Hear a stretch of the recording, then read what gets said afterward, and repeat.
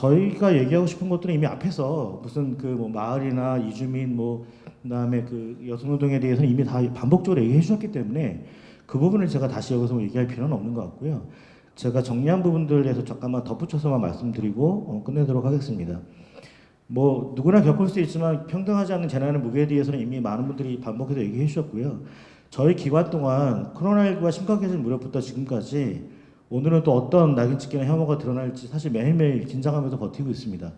왜냐하면 더군다나 저희는 지역에서 예를 들어서 그 무지개 이빨을 내걸고 제가 활동을 한다거나 이런 식으로 이제 지역에 미등록 이주민과 성소수자가 있다라는 것 갖다가 명확하게 밝히면서 있는 기관이기 때문에 뭐 위아래층에서 사용하는 분들도 저희를 다 알고 있고 뭐 지역에 있는 구청에 있는 직원분들도 다 알고 있고 사실 그렇게 되다 보니까 이런 일이 벌어질 때마다 굉장히 존중하는 목소리지만 굉장히 경계하는 목소리에 전화를 수도 없이 받죠 사실.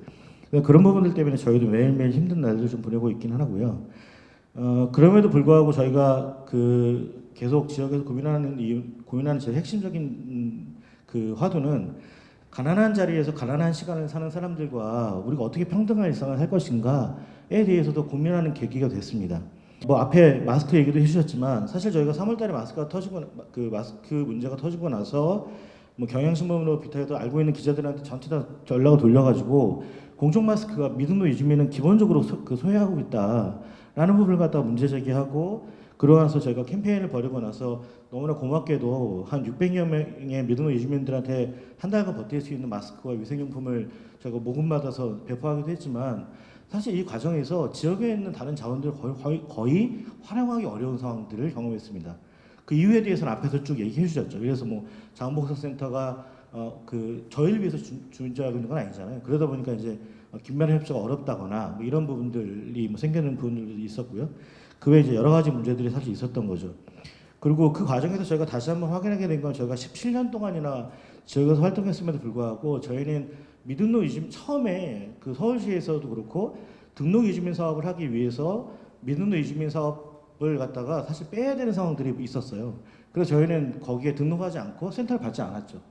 그렇게 되다 보니까는 모든 것들을 갖다가 다 저희가 해결해야 되는 상황들이 벌어지는 겁니다. 저희가 오늘 사실 제가 여기 나왔던 건 중복돼서 얘기할 게 뻔함에도 불구하고 오늘 이야기가 지역사회 거버넌스에 대한 얘기일 거기 때문에 그렇다고 한다면 중앙 이슈를 다루는 것도 되게 중요하지만 사실은 지역에서 이것이 어떻게 작동할 것인가에 대해서 고민해야만 된다는 겁니다. 그런 부분들에 대해서 저희가 그 코로나19 터졌을 때도 이 취약계층에 대해서 어떤 대책을 내릴 때 어떤 사람들이 소외되고 어려움을 겪을까에 대해서는 질문해보지 않는다는 거죠. 그러다 보니까 기본적으로 한국 사회와 정부가 우리로 규정하고 있는 사람이 되게 다르다라는 것을 갖다가 다시 한번 명확하게 확인하게 됐습니다. 뭐 가난한 시간과 공간에서 삶에 일하는 분들에 대한 얘기들은 앞에서 계속 반복적으로 얘기해 주셨으니까 저는 그냥 건너뛰고요.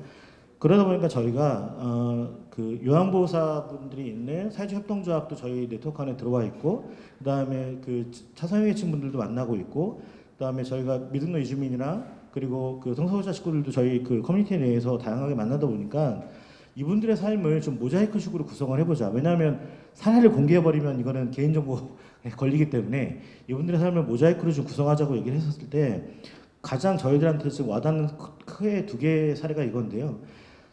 그 자활사업에 참여하는 주민 A씨가 여성이신데 이분은 사실은 저희 용산구에 있는 그 동자동이나 이런 데는 쪽방이죠. 거기에 공동 화장실밖에 없습니다. 그런데 그러다 보니까 이분들이 매일같이 남들이 안 깨는 새벽에 일어나서 씻어줘야 돼요. 그리고 잠깐 한숨 돌리고 나서 잠깐 주무시는 거죠. 남들보다 먼저 시작했으니까. 그리고 깜빡 잠드시는 거예요. 항상 지각을 합니다. 그러면 이분에 대한 자활참여 주민 평가는 항상 안 좋죠. 그러니까 사실 이게 계속 이렇게 악순환이 되는 거예요. 이런 상태에서 코로나19가 터지니까 이분은 더 일찍 일어나십니다. 이런 문제가 생기는 거죠. 아까 뭐 요양보호사분 얘기해 주셨는데 사실 요양보호사분들은 거의 지역에서 어르신들 여기 나와 있는 것처럼 점심 때 식사를 잘 안 드시니까 삶은 달콤과 고구마를 준비해 줄 만큼 아주 디테일하게 그분의 삶을 돌보는 분들입니다. 근데 이 문제는 뭐냐면 이분들이 평균 두세 건의 서비스를 담당함에도 불구하고 이동 시간이나 식사 시간이 급여에 책정되지 않아 있는 거죠. 그러다 보니까는 이분들이 스스로 깨진을 때우지 못하는 겁니다. 그나마 저희 지역에 저희랑 함께 하고 있는 인사랑 케어라는 요양보호사 사회적 협동조합은 저희가 후원받은 그 마스크와 위생용품을 그 후원해준 분들한테 양해를 구하고 저희가 그분들한테 같이 공유해 드렸어요. 그러니까는 사실은 한 달 동안은 잘 버틸 수 있었는데 그 이후에는 결국엔 또 다시 본인들이 다 사서 해야만 되는 거죠. 뭐 그 더 디테일한 문제에 대해서는 앞에서 얘기해 줬으니까 넘어가고요. 어쨌든 저희가 이 과정에서 확인하는 것들은 결국엔 질문이 바뀌어야 된다는 거죠. 그러니까 결국에 저희가 그 자리에서 하는 사람들의 독특한 결과, 입체적인 이야기가 있는데 그걸 먼저 살피고 난 다음에 그 다음에 활동과 정책이 뒤따라야 되는데 저희는 항상 이걸 거꾸로 하는 경우가 많다는 겁니다. 활동과 정책을 정해놓고 나서 사람들의 이야기를 갖다 붙이는 식으로 저희가 구성하는 경우가 너무 많다는 겁니다.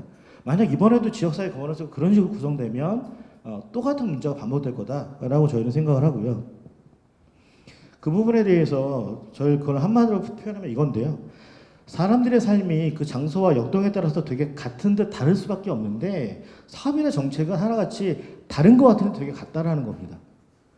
그러면서 여러 가지 센터들 만드는 것도 마찬가지인 거죠. 사실 저희가 9개의 나눔의 집이 있으면서 가장 먼저 했던 게 가정결혼 사업이고요. 가정결혼 사업을 하다 보니까 당연히 자원봉사를 운영할 수밖에 없었어요. 저희가 10 몇 년 전에 저도 자원봉사 담당자로 일하고 있었는데 문제는 뭐냐면 이것들이 센터들이 생기면서 본의 아니게 센터랑 경쟁하는 구조가 돼버리고 지금은 다 저희가 뭐 센터로 넘어갔지만 왜냐하면 그 시간을 줘야 그 점수를 줘야 되기 때문에 결국엔 이게 정부에서 하는 유인책이라는 것들이 지역에서 자발적으로 움직이는 시민사회단체의 역동성을 굉장히 이렇게 굳어지게 만드는 방식으로 작동할 수도 있다라는 겁니다. 그러니까 이것이 문제니까 바꿔야 된다는 것이 아니라 이렇게 될 수 있다는 것을 염두에 두면서 저희가 토론을 했으면 좋겠다라는 부분을 말씀드리고 싶습니다. 그런 측면에서 저희 취약계층에서 가장 중요한 건요. 집이나 가족보다 바깥이 더 안전한 사람들에게 우리 사회와 관계가 무엇을 제공할 것인가 라는 부분을 갖다 저희가 함께 질문해 봤으면 좋겠다는 겁니다. 이 바깥이라는 것은 또 다른 관계맺기인 건데요. 아까 앞에서 쭉 반복해서 얘기해 주셨지만 특별히 취약계층 분들, 그러니까 차상위계층이나 이런 분들, 그다음에 차상위계층 어르신들도 많고 이런 분들이 많죠. 근데 이런 분들이 다양한 정보를 얻을 수 있는 거는 결국에 자활센터에 오거나 이런 단체들 만나야지만 사실은 알 수 있어요. 그분들한테 아무리 문자 보내봤자 문자 자체가 잘 안 보이는 분들도 많고 있는 것 자체를 어려워하시는 분들 굉장히 많습니다. 그러니까 그런 부분들에 대해서 우리가 어떻게 접근할 것인가에 대한 질문이 있어야 된다는 거죠. 그래서 뭐 앞에서 얘기한 것처럼 가장 낮고 보이지 않는 자리에서 지워진 채 사는 사람들이 안전하고 평등한 사회가 모두가 안전하고 평등한 사회다라는 철학을 저희는 되게 지향한다고 생각하는데요. 그 부분에 있어서 그냥 저는 여기에 담지 못한 그러니까 2페이지에 딱 하라 그래서 뒤에 제 대안은 다 빼버렸는데요. 그 부분만 그냥 한 번 더 읽으면서 마무리 짓고자 합니다. 우리가 많이 알고 있는 아우슈비츠 생존자인 프리모랩이라는 사람의 글에서 보면 그런 표현들이 나옵니다. 인간을 짐승으로 만드는 상황에서 서로를 구원한 건 바로 인간다움을 지키려는 서로였다는 거죠. 그런 측면에서 사실은 취약계층 분들을 우리가 되게 무시하는데 사실은 취약계층 분들의 삶은 서로를 만남을 통해서 서로를 인간다움을 지켜내는 방식으로 작동할 때가 굉장히 많습니다. 여기에 취약계층에는 또 다른 사회적 소수자분들도 사실 들어가지만요. 그런 측면에서 우리가 이 지역사회 거버넌스를 새로 이야기할 때는 이런 자료들을 토대로 했을 때 제발 얼굴과 이야기를 가진 사람들을 만나고 그 다음에 숫자와 통계를 확인하는 과정들을 거쳤으면 좋겠다라는 것을 꼭 말씀드리고 싶고요. 그 다음에 저희가 만나는 취약계층의 대부분 분들이 저도 어제도 자활에서 그 강의를 하고 왔지만 대부분 1인 가구이거나 우리가 상상하는 정상가족 범주에서 벗어나는 분들이 대부분입니다. 그런데 대부분의 복지 정책이나 그 시나 이런 그 구의 정책들은 기본 철학이 정상가족 담론에 근거하고 있어요. 항상 그러니까 가족 그 안에 무조건 어떻게든 우겨 넣어야 되는 거죠. 그러다 보니까 1인 가구나 우리가 상상하는 정상가족에 깨진 사람들이다 보니까 모든 거에 있어서 안 맞는 경우가 너무나 많는 거죠. 그렇다면 새로운 지역 거버넌스를 얘기할 때 사실 1인 중심의 이야기를 해야지만 앞에서 얘기하셨던 마을에서 새롭게 접근하는 것도 가능하고 자원봉사가 참여하는 것도 그렇게 해서 가능해지는 거죠. 가족이 다 해야 된다라고 상정해놓고 나서 나머지 것들 갖다 붙이려고 하니까 너무 안 맞는 것들이 매일매일 벌어지는 겁니다. 그리고 더불어서 지역사회 거버넌스를 재구성할 때 꼭 기억해야 될 것은요. 제가 좀 조심스럽지만 현장에서 많은 활동가분들이 시급 공무원이라는 자조적인 농담들을 할 때가 너무나 많아요. 이 농담이 왜 나오냐는 거죠. 민간협치, 사실 이거는 민간협치가 아닙니다. 이런 부분들에 대해서는 사실 지역 민간단체가 강화된 민간단체가 관을 주도해야 되는 부분들이 사실 있는 거죠. 근데 지금은 모든 것들이 심지어 우리가 쭉 얘기했지만 이런 것들이 이미 지역사회 복지 협의체 다 있어요. 여러 가지 협의체도 너무 많습니다. 근데 공통점이 뭐냐면 관이 주도의 상태에서 사람들을 초대하는 거예요. 쉽게 얘기해서 발언권을 주는 겁니다. 그러니까 그런 부분들에 있어서 저희도 원래 빠지려고 했다가 나왔던 이유는 발언하지 않으면 기록이 되지 않고 기록되지 않으면 전달되지 않잖아요. 밖에서 싸우는 부분들의 한계를 저희가 끊임없이 느끼는 거죠. 그러니까 그런 측면에 있어서 이 이야기에 있어서 민간단체가 강화할 수 있는 방식의 어떤 그 재정이나 그 권력관계의 설정에 있어서도 거버넌스를 세울 때부터 우리 이 안에서 민과 간에서 재정과 권력관계 문제가 되게 중요하다라는 것들 갖다 확인한 상태에서 이야기가 좀 구성됐으면 좋겠다라는 부분입니다. 그리고 마지막으로 저희가 이 소외와 사회적 고립감이 앞으로 더 심화가 될 건데 이것을 푸는 문제는 무슨 뭐 서울시장님이 나와서 한마디 하시거나 뭐 대통령이 한마디 하시는 것도 되게 중요하겠지만 사실은 이 지역 단위에서 사회적 정서, 그러니까 사회적 마음이라는 것들이 어떻게 흘러가는지를 보고 그것을 만져야지만 되는 문제라는 거죠.